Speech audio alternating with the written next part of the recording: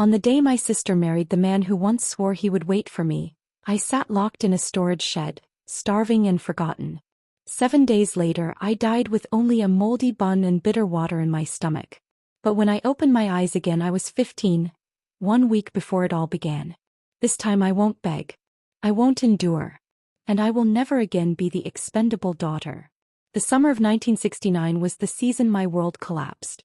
I was Clara Wu, 15 years old, daughter of General Marcus Wu, a man once admired in the military district.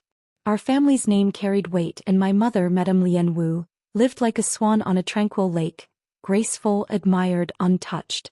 My elder sister, Sophia Wu, was the jewel of the family, always praised for her beauty and education. Me. I was the second daughter, quieter, more ordinary, content with the warmth of home and the promise of my fiancé, Julian Chen. I thought life would always remain that way. It was a stifling evening when everything shattered. A sharp knock echoed through the compound. Soldiers in dark uniforms appeared, their faces expressionless. "Commander Wu," the leader announced, "by order of the District Investigation Unit, you are to accompany us. Your conduct is under review." The words hit me like ice water. My father straightened, his posture rigid even in disgrace. Understood. He didn't look at me, didn't even reach for my mother's trembling hand. He simply walked out between the soldiers, disappearing into the night. That was the last time I saw him in uniform. By dawn, the verdict was sealed.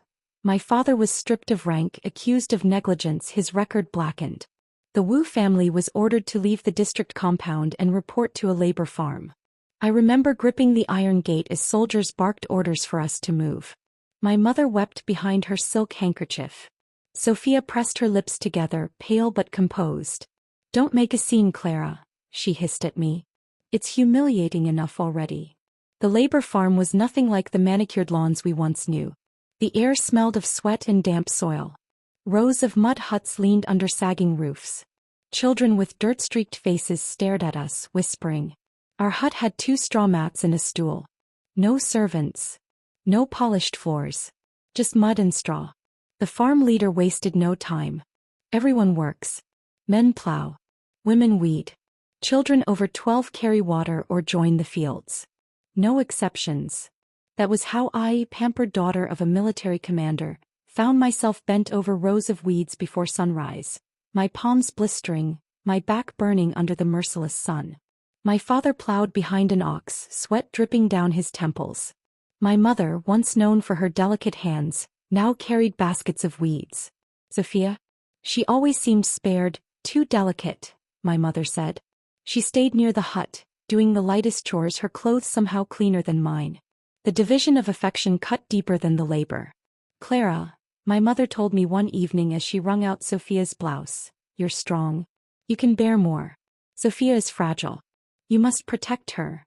Strong. The word tasted like ashes. My palms bled from blisters, my knees ached from kneeling in the fields, my stomach growled from half rations. But still they looked at me as the expendable daughter. When my father returned from the fields, Sophia would flutter to him, damp cloth in hand. "You've worked so hard, father. Let me wipe your brow." His stern face would soften. "Good girl, Sophia. You've always been considerate." Me. If I stumbled in late, exhausted and mud-streaked, he would scowl. "Lazy child. Look at your sister. She never complains." I would bite my tongue until it bled, swallowing words I knew no one wanted to hear. It was during one of those long days, hauling water under the blazing sky, that Sophia approached me. Her ribbon-tied hair gleamed, her blouse spotless. "You know," she said lightly, "Father's downfall is his own fault. If he hadn't been incompetent, we wouldn't be here." I froze, the bucket handle biting into my palm. "He's our father. How can you say that?" Sophia shrugged. "Sometimes to survive you have to cut ties. Mother and I, we had no choice. If we hadn't distanced ourselves, we might have been dragged down further." Her words slithered into me like poison. I stared at her, my chest burning. At that moment I realized something cruel. In my parents' eyes, Sophia could do no wrong. If survival demanded sacrifice, I would be the first one offered. That night, lying on the straw mat, I stared at the ceiling and clenched my fists. For the first time, a bitter thought took root. Perhaps they didn't love me at all. The days stretched into weeks. My skin darkened under the sun, my hands roughened, my body weakened. Yet every time I faltered, my father's voice lashed me like a whip. Clara, don't disgrace me. Work harder. I swallowed my tears, forcing my body to obey. But as I watched Sophia sit in the shade, her delicate hands unscarred, our parents smiling at her, the resentment in my chest hardened into something unshakable. I was the daughter who sacrificed, who bent her back under the weight of labor. And yet I was the one forgotten, invisible, unloved. That was the beginning of the hatred that would one day consume me. Julian Chin had once been the light of my world. I still remembered the lantern-lit evening when he held my hand and whispered, "No matter what happens, Clara, I'll wait for you. When you return, I'll marry you." Those words had carried me through sleepless nights in the labor camp. They had been my one fragile lifeline. But words are nothing when tested by time. It was a sticky autumn afternoon when I finally saw him again. I had scraped together courage and walked into the town, where Julian now lived after completing his studies. He met me in the courtyard of his family's home. He wore a crisp white shirt, neatly pressed, his hair styled with careful precision. His hands, once rough from childhood chores, were soft again, hands of someone who had never bent under a plow or carried water buckets. When his eyes fell on me, I saw it, the flicker of disdain. My skin was tanned from the sun, my hands scarred with calluses. I was no longer the girl he once courted in candlelit gardens. "Julian," I said softly, voice trembling, "it's me." He gave a faint, polite nod. "Clara." There was no warmth in his tone. I forced a smile. "I haven't heard from you in so long. But I knew you'd keep your word." Julian's eyes hardened. "Claire, let's not pretend. Things have changed." My heart thudded painfully. "What do you mean?" He looked away as if the sight of me pained him. "Let's call off the engagement. You've been gone too long. You've changed. I'm a university graduate now. You didn't even finish high school. We're not a match anymore." The words struck like a whip. I stumbled back. "Not a match. You promised me." "I was young," he interrupted coldly. "Knife. I need a wife who suits me. Sophia does. You don't." For a moment I thought I'd misheard. "Sophia?" "Yes." His lips curved almost tenderly. "She's educated, refined. A proper match." My knees weakened. My own sister. And then, as if to twist the knife deeper, Sophia appeared. She wore a pale blue blouse, her hair tied with a ribbon. She looked untouched by hardship, her cheeks smooth, her eyes calm. "Clara," she said softly, feigning pity, "don't make this harder. Julian and I, we're in love. I'll take care of him." I stared at them both, my breath caught in my throat. The man I had clung to, the sister I had endured labor for. They stood together, united against me. I should have left then. But I didn't. Perhaps I still hoped they'd realize their cruelty. Perhaps I was too stubborn to walk away. Instead, I attended their wedding. The banquet hall glittered with chandeliers. The scent of roast duck and wine filled the air. Guests laughed, toasting, praising the union of Sophia Wu and Julian Chen. Me. I sat in the farthest corner, so far from the stage that their smiles blurred into silhouettes. My bowl of rice was cold, untouched. But the whispers were sharp, carrying clearly across the room. "That's Clara, isn't it? The one Julian was engaged to first." "Yes. But really, look at her now. Dark skin, rough hands. No wonder he chose Sophia. Poor thing. Humiliated by her own sister. What a shame." I lowered my head, my cheeks burning. Every word was a blade. On stage, Sophia and Julian exchanged vows. My mother dabbed her eyes with a silk handkerchief. My father stood tall, pride swelling in his chest. No one looked at me. I don't know what possessed me, but when the vows ended, I rose. My legs trembled, but I forced myself to walk toward the stage. "Wait," I said, my voice hoarse but loud enough to cut through the music. The hall fell silent. I looked directly at my parents. "Do you really not remember? Do you not recall how I carried water until my hands bled? How I worked myself to exhaustion to keep us alive at the labor farm? And this is my reward." Gasps rippled through the crowd. "Clara," my father barked, his face hard as stone. "Sit down." I shook my head, trembling. Sophia knew father was injured back then. I sent letters begging for help. She received them. She ignored them. And now she pretends she's the dutiful daughter. A murmur spread through the guests. Eyes darted between me and Sophia. Sophia's face paled. For the first time her composure faltered. But then my mother's voice, sharp and cold, sliced through the air. Clara. Enough. Stop humiliating us. Humiliating you? My laugh was bitter. I am your daughter. I bled for you. And you repay me with silence? With betrayal. My mother's gaze hardened. If Ethan doesn't love you. It's Julian, Sophia corrected softly, ever the composed one. If Julian doesn't love you, my mother continued without pause, then you should let go. Don't cling. Don't disgrace yourself further. I stared at her, my chest hollow. Even now she defended Sophia. Even now she silenced me. Commander Wu, my father ordered coldly, restrain her. Darren Luo, the military guard assigned to keep watch on our family, stepped forward. His expression flickered with unease, but he obeyed. His hands gripped my arms like iron. Father, please. I cried, struggling. Mother. You can't do this to me.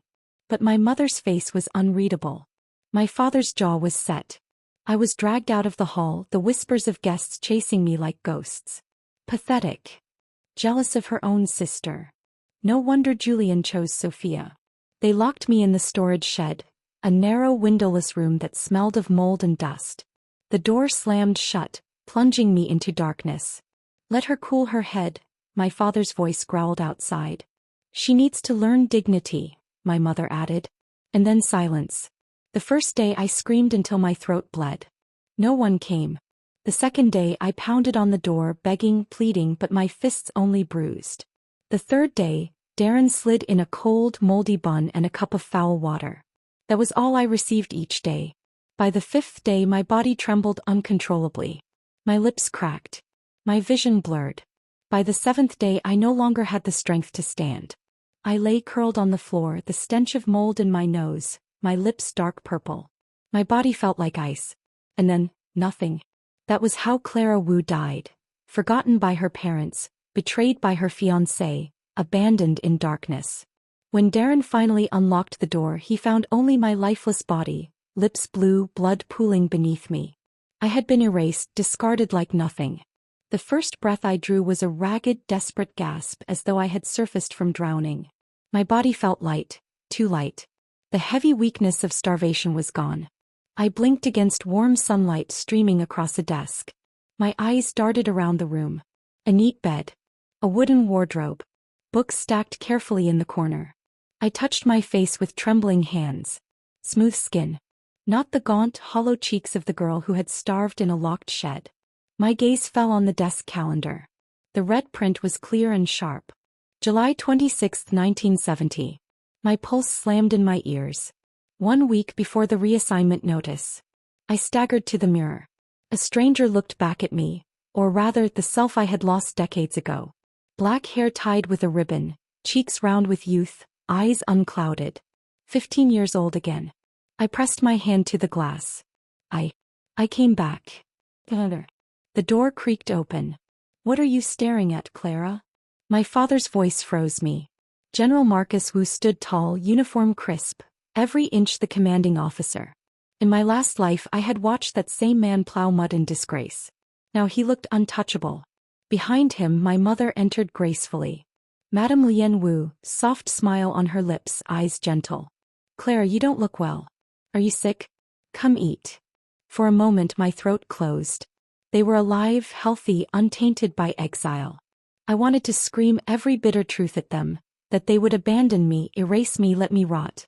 Instead I bowed my head. I'm fine. The four of us sat at the table. Dishes of stir-fried greens and pork glistened under the lamplight. Food we would soon never see again. I took only rice. Why are you eating only rice? My mother asked, gently placing vegetables in my bowl. You can't be picky. You're still growing. Her voice was soft, but I remembered her cold scolding. Clara, you've let me down. Don't embarrass us. I forced myself to answer, yes, mother. But my father slammed his chopsticks down. Other people can't even fill their stomachs. And you're picky? Where did you learn such bad habits? Finish your food or you won't sleep tonight. My eyes stung. I bent my head over my bowl, shoving food into my mouth through falling tears. Each bite was bitter and salty. When I finished, I sat up straight like a soldier. Father, I've finished eating. May I return to my room? He chewed slowly, then gave a stiff nod. Go. In my room, I shut the door and leaned against it, gasping. The food rose in my throat. My body remembered years of hunger, the reverence for every grain of rice. Vomiting was unthinkable. I forced myself to swallow the nausea back, covering my mouth with shaking hands until the spasms passed. Finally, I slid to the floor.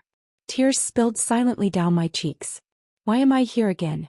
Why give me another chance, only to face them again? I pressed my face into my knees, sobbing softly. Memories of the farm, the labor, my parents' neglect, Sophia's betrayal, Julian's cold words, all crashed into me at once. It was a long time before the tears stopped. When I finally pushed myself up, my body ached as though I had truly carried years of labor on my back. My gaze fell again on the calendar. July 26th. 1 week left. 4 days before the reassignment notice arrived. In my last life, I had been helpless, dragged along by my parents, forced to endure, sacrificed while Sophia was shielded. Not this time. I gripped the edge of the desk, whispering to myself, no matter what happens, I won't walk the same path again. Through the thin walls, I heard my parents speaking in the main hall. If it comes to reassignment, Sophia must be protected at all costs. Clara is strong. She can endure more. The words fell like stones in my chest. Exactly as before. I lay in bed, staring at the ceiling. My fists clenched beneath the blanket. In my last life, I had believed their harshness meant love. I had carried their burdens, begged for Sophia, worked until my body broke. And they had still discarded me. This time I would not beg. This time I would live for myself. At dawn, I rose before anyone else. I walked to my desk and crossed out the date on the calendar with a sharp stroke. 6 days, I whispered. 6 days until everything changes. I touched the smooth paper, my hands steady now. In my last life, I had been dragged into exile with them. This time I would choose my own path. I would not be the forgotten daughter. I would not be the expendable one. This time Clara Wu would survive on her own terms. Every tick of the clock seemed louder after that night. 6 days. That was all I had before the reassignment notice arrived. 6 days before I would once again be dragged into exile, carrying half the burden of a family that had already decided I was expendable. But this time I wasn't going to wait for fate to crush me. This time I would walk ahead of the storm. The thought made my blood burn, not with fear but with a clarity I had never known before. Clara. My friend, Lydia Zhao, peeked from her doorway as I walked toward her house. The sun was sharp overhead, but my mind was sharper still. She waved me inside. You're here early. What's wrong? You look serious. I lowered my voice. I need your help. Your cousin works at the neighborhood committee, right? The one in charge of assigning youth volunteers to the countryside. Lydia blinked, surprised. Yes, but why? I drew a breath, forcing my voice steady. I want her to help me apply. I want to go as an educated youth volunteer. Voluntarily. And I need it done within 3 days. Her eyes widened. Claire, are you insane? Once you're registered, there's no going back. You'll be sent away for years. I met her gaze firmly. I know exactly what I'm asking. Please. I reached into my school bag and pulled out a small cloth pouch. When I pressed it into her hands, her eyes widened even more. Candy, she whispered. Even in the district compound, candy was scarce. Luxuries smuggled in at great cost. To ordinary families like Lydia's, they were treasures. Take it, I said. And help me. She shook her head. Clara, I can't. Lydia. My voice sharpened. Don't refuse me. If you're my friend, keep it. And keep this secret. Don't tell my parents. She hesitated, then tightened her fingers around the pouch. All right. I'll talk to her tonight. I exhaled slowly. 1 step closer. The next morning, Lydia led me through narrow alleys until we reached a squat, gray building. The paint was peeling and faded banners proclaimed, "Educated youth answer the nation's call." Inside, the air smelled of ink and dust. Behind a desk sat Zhao Meiling, Lydia's cousin, her hair pinned back, dark smudges under her eyes from too many late nights. Meiling Jia, Lydia greeted. This is my classmate Clara. She wants to apply for the countryside program. Zhao Meiling's tired expression vanished, replaced by relief. Truly? You've just graduated junior high. Yes, I said, bowing slightly. She hesitated. But child, do your parents know? Once the forms are processed, there's no turning back. This isn't a small decision. I straightened my back, letting my voice ring clear. My father is a military man. He raised me to love my country, to dedicate myself to the party's call. If he knew, he would be proud. Her eyes softened. Then why not tell him first? Because, I said, keeping my gaze steady, this is not about my parents. It's about my duty as a soldier's daughter. If I ask for their blessing first, it won't be sacrifice. I want them to see I made this choice myself. I could see my words striking home. You're a good child, Zhao Meiling murmured. No wonder your father is respected. The nation needs more like you. He pulled out a form. My hand didn't shake as I wrote Wu Clara across the top. For 2 days I played the part of the obedient daughter. I fetched tea for my father, stitched a tear in my mother's sleeve, bowed when Sophia passed me in the hallway. But inside I was counting hours. Then the storm broke. On the 3rd day, Zhao Meiling arrived at our door carrying a folder. Commander Wu, she greeted politely, congratulations. Your daughter Clara has volunteered for the countryside program. Departure is scheduled in 2 days. Please sign these papers. The room fell silent. My father's chopsticks clattered onto the table. His face turned an ugly shade of purple. What nonsense is this? Clara. His voice thundered. When did you do this? Without telling me. I lowered my head, letting my eyes shine with carefully crafted tears. I wanted to surprise you, father. Isn't this what you taught me? To sacrifice for the nation. Zhao Meiling smiled approvingly. Your daughter is admirable. Few youths understand policy this well. My father's chest heaved. He wanted to shout, to refuse. But Zhao Meiling's words were a knife. To object now would make him look like he was rejecting national policy. My mother's lips pressed thin. She said nothing, only stared at me with eyes full of silent reproach. At last, with a trembling hand, my father signed. The moment Zhao Meiling left, the house exploded. You ungrateful brat. Father roared, slamming the table. Do you think you're in charge of this family? You dare to act behind my back. Mother's voice was sharp, breaking. Clara, tell me the truth. You don't want to suffer with us, do you? That's why you applied, to escape. I met their fury with calm. I answered the call of the nation. Isn't that what you always taught me? For the first time they were both speechless. That night my father stormed out. He went to the local paper to submit a declaration severing ties with Sophia, so her education, her future would remain untarnished. But I had lived this life before. I knew the system, the schedule, the exact time the paper went to press. The next morning I walked into the office myself. I'm Clara Wu, Commander Wu's daughter, I told the clerk. My father asked me to revise the notice. He frowned. He was here yesterday. You can call him, I said smoothly, but I know exactly what changes he wanted. I slid the paper across the desk. Instead of severing ties with only Sophia, it now declared that the Wu family had cut ties with both daughters. The clerk stamped it without hesitation. The paper went to print. By the time my father saw it, it was too late. That evening he slammed the newspaper onto the table. Clara. I looked up with wide, innocent eyes. Father, isn't this better? If you cut ties with both of us, no one can accuse you of favoritism. Isn't fairness important? His lips trembled with rage, but he couldn't argue. Not without making himself look weak. For the first time in both my lives, I had turned their weapons against them. That night as I lay in bed, the cicadas screaming outside, I smiled into the darkness. I had cut the chains. No matter what storm destroyed the Wu family this time, I would not be dragged down with them. The morning of my departure came heavy with damp air. Mist clung to the compound walls, the stone tiles glistening as though the heavens themselves wept. My trunk was light. A change of clothes, a pair of worn shoes, 2 notebooks and a fountain pen. No one had helped me pack. At the gate my mother stood with red eyes. My father's face was stone, unreadable. Sophia did not even come out of her room. Clara, my mother whispered, voice trembling, write home when you can. Remember, no matter what, you're our daughter. I looked at her. This woman who had pressed me down at Sophia's wedding banquet, who had turned her eyes away when I begged for water in the shed, and felt nothing. Of course, mother, I said politely. My father's jaw worked as if he wanted to speak. In the end, all he said was, "Don't disgrace us." I bowed. "Yes, father." And then I walked out the gate. I did not look back. The truck rattled across endless fields, carrying me and a dozen other volunteers. Dust billowed behind us, stinging my eyes. Most of the others chattered nervously, city accents sharp against the hum of the countryside. I sat in silence, fingers tight around my trunk.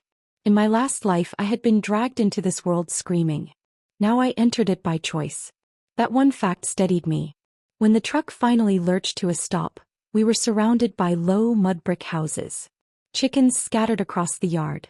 Children peeked from behind fences, their faces wary. This was my new home. The work began at dawn. Up. The team leader banged on the door. "City kids think this is a holiday? To the fields now." We stumbled into the gray light. My hands blistered within hours from gripping the hoe. Sweat stung my eyes. My back burned under the sun's merciless weight. The villagers muttered as they watched. "Useless city girls. Skin like paper, arms like sticks. They'll never last." Each word cut, but I forced myself to keep swinging the hoe. My palms split. Blood mixed with soil. So I did not stop. At night, when we returned to the dormitory, some of the others collapsed on the straw mats, groaning. I bit my lip until it bled, refusing to make a sound. Food was scarce. Each day we were given a thin millet porridge and half a steamed bun. By the second week my stomach gnawed itself raw. One night, a girl from the city cried loudly, clutching her belly. "I can't live like this. I want to go home." The villagers laughed. "Homesick already? Then starve." I turned away. In my last life I too had wept, begged, prayed. And no one had answered. This time I endured. It was in my 3rd month that I met Dr. Gao, the village's barefoot doctor. A wiry old man with steady hands, he tended to the sick with a battered medicine kit and a thin manual of herbal remedies. One afternoon I fainted in the fields from sunstroke. When I woke, it was in the corner of his hut, the smell of herbs thick in the air. "Young fool," he grumbled, pressing a cool cloth to my forehead.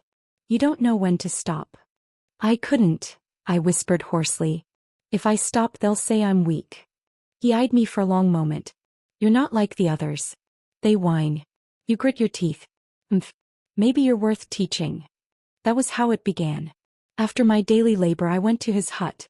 My hands still trembled from exhaustion, but I forced myself to hold the pestle steady as I ground herbs. "Remember," Dr. Gao said, "this root clears heat. That leaf soothes cough." I memorized each word as if my life depended on it. In a way it did. The first time I bandaged a villager's wound, my hands shook so badly the cloth slipped. But I forced myself to try again. Slowly my confidence grew. Within months the villagers stopped calling me useless. "Clara Wu. She can treat a fever better than most. Quick hands, sharp eyes. Maybe she's not just a city burden." The first time someone said Dr. Clara, a strange warmth filled my chest. Winter came, harsh and bitter. Food was scarcer than ever. Illness spread. One night a child was carried into the clinic, burning with fever. His mother wept, certain he would die. Dr. Gao was away in another village. The villagers looked at me doubtful. My hands trembled as I prepared herbs, recalling every word I had learned. I boiled water, coaxed the medicine past the boy's lips, wiped his burning skin through the night. By dawn the fever broke. The mother fell at my feet, sobbing thanks. Something in me shifted then. For the first time I wasn't just surviving. I was saving. As the years passed I grew leaner, harder. My hands no longer blistered so easily. My back no longer buckled. The villagers came to respect me. Some even came to depend on me. And I never once wrote to my parents. They had cut ties with me. I cut ties with them. Standing under the vast countryside sky I whispered to myself, "This time I live for me. Not for father. Not for mother. Not for Sophia. Only for Clara." The wind carried the words away, but inside they burned like fire. One evening after a long day I stood outside the clinic. The horizon glowed orange, the fields stretching endless. In my last life this place had been my prison. Now it was my rebirth. For the first time I was free. The air smelled of damp soil after morning rain. I had just finished weeding when I saw Lydia Zhao waiting by the dirt path, a basket of vegetables on her hip. Clara, she called, her smile bright. But when she raised her arm to wave, her sleeve slipped back, and I caught sight of faint purple marks circling her wrist. My chest tightened. I walked quickly to her side, lowering my voice. Lydia. Roll up your sleeve. Her smile faltered. It's nothing. Show me. She hesitated, then slowly tugged the fabric upward. Thin bruises, faint but distinct, lined her skin. The kind made not by accident but by deliberate strikes. My hands trembled as I touched them. Your mother. She laughed awkwardly. You know how it is. My little brothers went through my things. They found the candy you gave me. I tried to hide it. Mother was angry, that's all. It's nothing. Nothing. The word burned me. In my last life, Lydia had never left the city. She had stayed home, burdened with endless chores, treated as little more than a servant. When she turned 18, her parents married her off to a pig butcher, thick-armed, foul-tempered, a man who reeked of blood. To scrape together a dowry for her younger brother, they sold her future like a piece of livestock. I remembered visiting her years later, finding her belly swollen, her face gaunt. And then the news, 6 months pregnant, beaten so badly she lost the child. By the time she was taken to the hospital, it was too late. The memory clawed at my throat. Oh, I wouldn't let her walk that path again. I gripped Lydia's hand, speaking with more urgency than I ever had before. Come with me, I said. Join the educated youth program. Ask your cousin to assign us together. Her eyes widened. What? Claire, I can't. My parents would never agree. If I leave, who will do the housework? Who will watch the children? You've been doing it since you were their age, I shot back.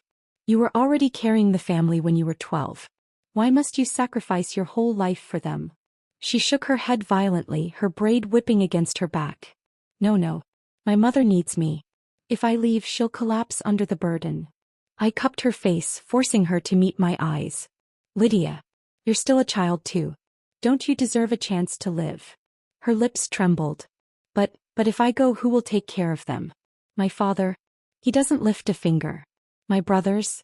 They're too young. They'll starve. They won't, I said firmly. They'll learn. The same way you did. You think they're helpless, but it's only because your parents made you carry everything. Let them bear their share. They'll survive. She stared at me, tears brimming in her eyes. But what if they hate me for leaving? What if my parents curse me? Then let them. My voice hardened. Better their curses than a life chained to misery. I took a deep breath, recalling every scream, every sob I had heard from her in my last life. I let the raw memory sharpen my words. Lydia, listen to me. If you stay, they'll marry you off to a butcher. A man who'll treat you worse than cattle. You'll suffer until the day you die. Do you want that? Her face went pale. I pressed on, relentless. But if you come with me, you'll have a chance. Yes, the countryside is hard. It's bitter. But it's freedom. You'll study again. You'll have choices. You'll live. The silence stretched between us. Her chest rose and fell with rapid breaths. Finally, she whispered, Clara, why are you saying this? How can you know what will happen? Because I had already lived it. Because I had watched her die. But I only said softly, because I won't let you suffer. Not this time. Lydia broke then. Tears spilled down her cheeks as she threw her arms around me. Clara, her voice cracked. I'm scared. I hugged her tightly. I know. So am I. But we'll be scared together. She pulled back, wiping her tears with the heel of her hand. Her gaze, though trembling, held a spark I hadn't seen before. If I go, you'll stay by my side? Always, I said. From now on, we're sisters. Real sisters. We hooked pinkies, sealing the vow like children. But this time the weight behind it was heavier than any blood tie. That evening, Lydia tried to raise the idea at home. As expected, her parents exploded. Ridiculous, her mother snapped. Who will cook? Who will wash? You want me to collapse and die? You're ungrateful, her father growled. After all we've done for you, this is how you repay us? Her little brothers clung to her sleeves, whining, Don't go, Jeja. We need you. I stood outside the door, listening, my fists clenched so tight my nails dug crescents into my palms. But Lydia's voice, soft, trembling, surprised me. Mother, father. I've carried this family since I was a child. I've done more than my share. Now I want a life too. The room erupted in shouting, but I smiled through my tears. She was fighting. For herself.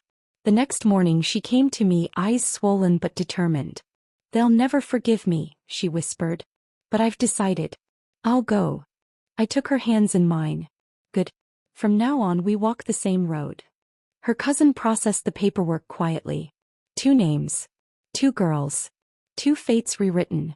As we stepped out into the sunlight, Lydia squeezed my hand. Thank you, Clara. Without you I would have stayed. I would have. You would have died, I finished for her, my voice steady. But not anymore. We'll survive. Together.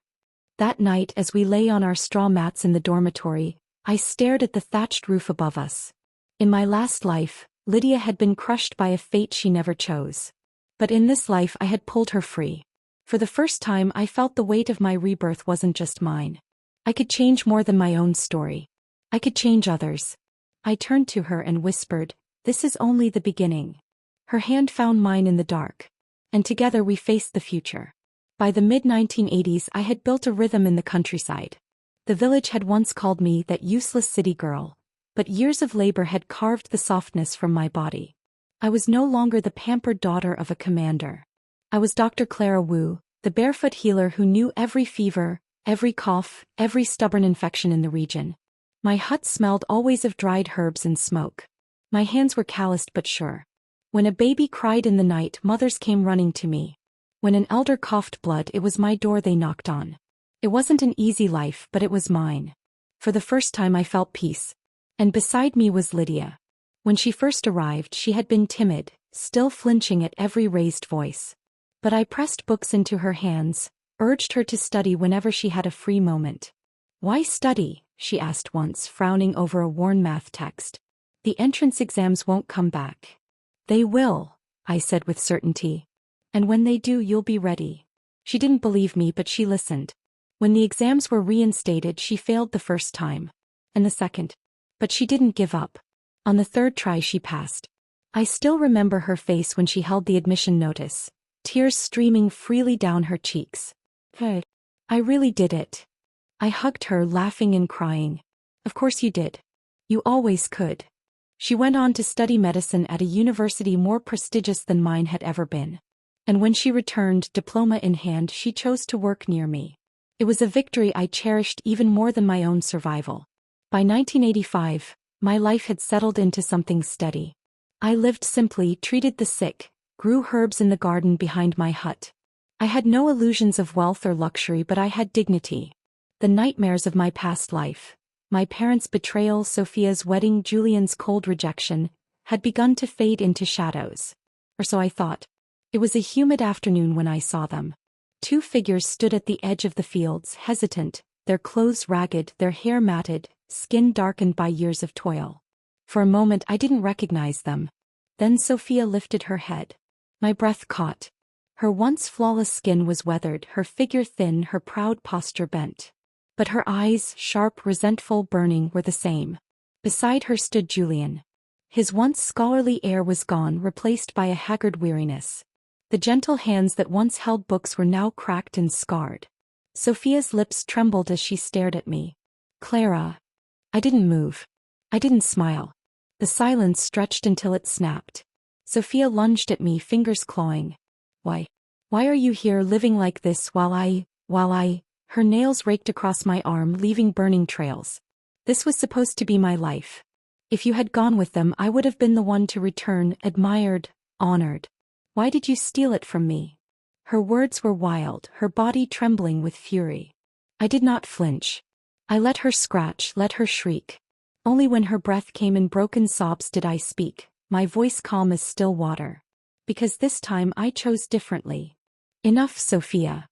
Julian pulled her back, holding her tightly. He looked at me with exhausted eyes. "I'm sorry, Clara. She's been unstable. Years of suffering on the farm broke her spirit." I raised an eyebrow. "On the farm?" He sighed heavily. "After you severed ties with your parents, the authorities investigated Sophia too. They found letters she hadn't destroyed in time. She was sent down. But I couldn't leave her. I dropped out of school and went with her. So that was it. In my last life, Sophia had thrived while I rotted. This time it was the reverse. Julian's voice cracked. Your father. He never recovered from his injury. He died the second year. Your mother, she couldn't bear it. She followed him 3 months later. I felt nothing. No grief, no shock. Only a faint, distant emptiness, as though he were describing strangers. They're gone, I said flatly. Julian's face twisted. Clara, what happened to you? You used to be kind, passionate, sincere. Now you're cold. Heartless. I met his gaze evenly. That version of me died a long time ago. Your Sophia and my parents killed her. I owe them nothing. Sophia collapsed to her knees, sobbing hysterically. No, no, this was supposed to be mine. Why is everything different now? Her hair clung to her damp cheeks, her nails dug into the dirt. She looked nothing like the elegant sister who once stole everything from me. The villagers gathered, whispering, watching. I stood tall, unmoved. She's ill, I said finally. Call the police. Her husband abandoned her while she's suffering from mental illness. That's illegal. The villagers obeyed. Sophia was dragged away, screaming my name. I did not follow. That night, as the crickets sang and the village slept, I sat by my lamp, staring at the flame. Sophia's words echoed in my mind. Why did you steal it from me? I smiled faintly. I hadn't stolen anything. I had simply refused to be erased. This time fate belonged to me. It was almost a year after that confrontation when Sophia returned to the village. Or rather, was carried. She was thinner than ever, her skin waxy, her eyes glassy and vacant. The villagers brought her to my clinic, begging me to help. She's sick, they said. You're her sister. I'm not her sister, I replied coldly. Sophia clawed at my sleeve, her nails scraping weakly. Claire, why won't you save me? We're family. Family. The word tasted bitter. I begged you once, I said softly, my voice steady, and you left me to die. Now you know how it feels. Her sobs filled the room, but I didn't let them move me. I told the villagers to call the authorities. Her husband had abandoned her and by law he was responsible. They dragged her away. That was the last time I saw her alive. Months later, Julian returned alone. He looked older, his face lined, his shoulders stooped. Gone was the proud young scholar I once knew.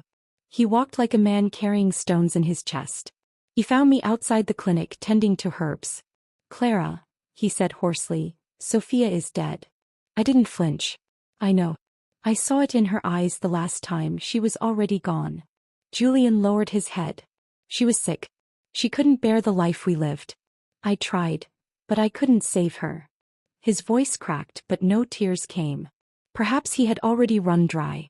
I only said, she made her choices. Julian's gaze lifted to mine. For a moment the exhaustion slipped and I saw the young man he once was, the one who had promised to wait for me. Clara, he whispered, if I had waited, if I had married you like I swore, do you think we could have been happy? You never married. Do we still have a chance? His words hung in the evening air, heavy with longing and regret. Once those words would have shattered me. Once I would have given anything to hear them. But that Clara, the girl who cried herself to sleep, who begged for love she never received, was gone. I looked him in the eye, calm and unyielding. Julian, I said, people must keep moving forward. Never look back. Because there is no path back. He flinched as though struck. His lips parted, but no words came. I turned, the herbs still fresh in my hands, and walked toward the fading light. I did not look back. The villagers said later that Julian lingered in the county for months, then disappeared. Some whispered he returned to the city. Others said he followed Sophia into the grave. I didn't care. Their lives, their choices, their tragedies no longer touched me. For the first time I felt truly unshackled. I had been the forgotten daughter, the expendable sister, the discarded fiancée. But I was no longer any of those things. I was Clara Wu, doctor, survivor, woman of my own making. The past was buried. I had severed every tie. And as I stood beneath the vast countryside sky, the wind rushing across the fields, I knew with certainty. This was not the life my parents chose for me. Not the fate Sophia wanted for me. Not the future Julian imagined for me. It was mine. Only mine. That night I lit a single oil lamp and wrote in my journal. The girl who died in the shed is gone. The woman who walks forward is me. The past will never chain me again. I am reborn, not as someone's daughter, someone's sister, someone's discarded fiancée. I am simply Clara. When I blew out the lamp, the darkness did not frighten me. It felt like freedom. The end.